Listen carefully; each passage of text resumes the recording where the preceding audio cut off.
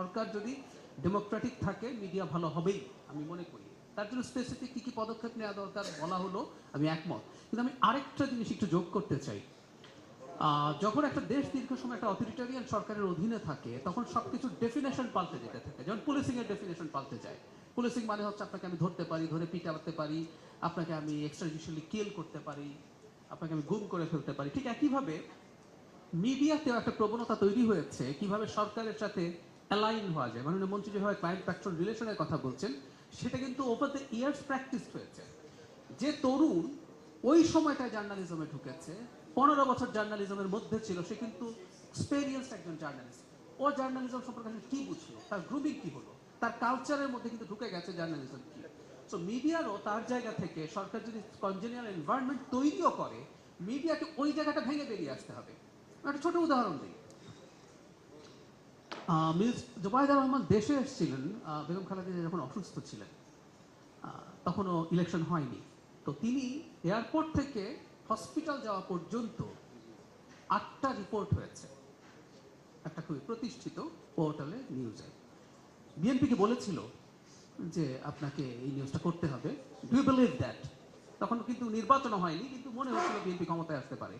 বিএনপিকে বলেছে, আপনারা নিশ্চিতভাবেই জানেন এটা বলেনি এবং এখনো কিছু বলে না, but this is the practice, this is how they are groomed. যারা এটা করছেন তারা মনে করছেন এটাই সাংবাদিকতা।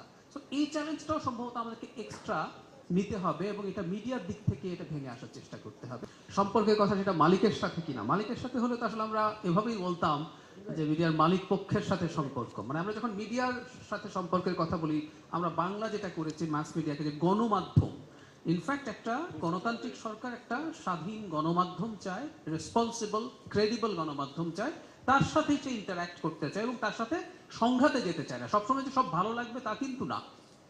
আমাদের তো মানে আমি প্রায় বলি যে ব্যক্তিগতভাবে আমরা সমালোচনা শুনতে খুব পছন্দ করি না, আর ওভার দ্য ইয়ার্স আমরা যখন একটা অগণতান্ত্রিক পরিবেশে ছিলাম আমাদের সমালোচনা শুনতে হয়তো ভালো লাগবে না, কিন্তু সেটা না লাগলেও সেই সরকারটা, আমি এটাই বোঝাতে চেয়েছি যে সরকারটা গণতান্ত্রিকভাবে নির্বাচিত হয়েছে এবং আবারও নির্বাচিত হতে চায়, খুব which is very important.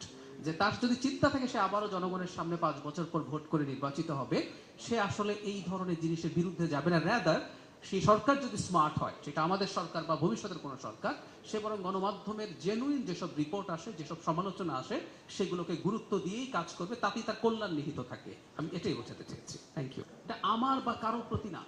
Disinformation একটা অপরাধ, সেটা কোনো ব্যক্তির বিরুদ্ধে হতে পারে, কোনো প্রতিষ্ঠানের বিরুদ্ধে হতে পারে, এবং সরকারকেই, আমাদের মাননীয় মন্ত্রী বলেছেন, প্রাতিষ্ঠানিকভাবে আসলে সেই কাজটা করতে হবে। সেই প্রাতিষ্ঠানিক সক্ষমতা বৃদ্ধি, এটার জন্য প্রয়োজনীয় আইন নীতিমালা তৈরি, এবং আমি আগে বলেছিলাম একটা সচেতনতা তৈরির প্রয়োজন আছে। আমরা যখন ব্যবস্থা নিতে যাব, এই ঝুঁকি তো আমিও বোধ করি যে মানুষ যেন এই মিস ইনফরমেশন আমাদের দিক থেকে না পান, আমাদেরকে ভুল না বোঝেন যে আমরা মিডিয়ার উপরে চাপ তৈরি করতে যাচ্ছি।